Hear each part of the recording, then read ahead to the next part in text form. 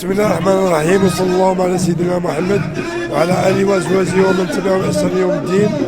شكرا لهذه القناه الجميله، شكرا للناس المنظمين، شكرا للحزه العربيه، شكرا للسيد بوعبيد، شكرا للسي العروسي والسي حميد وكل الابطال اللي جاوا من انحاء المملكه المغربيه، شكرا للصحافه، شكرا للجمهور ديال عين اللوح، الناس الطيبين، الناس الخلوقين اللي استقبلونا احسن استقبال.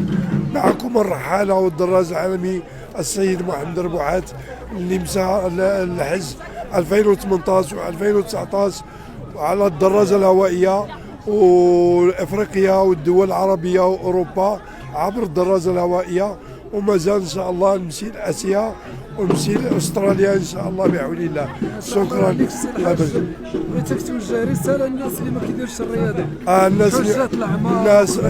الناس اللي ما تيديروش الرياضه فهما غادي لهم نتاسف لهم اولا، وثم ندعوهم الى الرياضه، لان الرياضه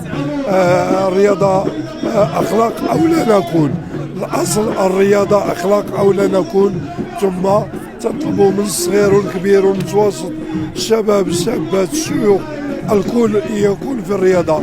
هكذا كان صلى الله عليه وسلم مع امنا عائشه رضي الله عنها يوم سبقها ومره اخرى هي سبقته، وهكذا هذا اكبر دليل بان الرياضه هي مع عهد سيدنا الرسول صلى الله عليه وسلم ومع عهد سيدنا موسى، فوكزه باصبعيه فقتله لدى قوه سيدنا موسى.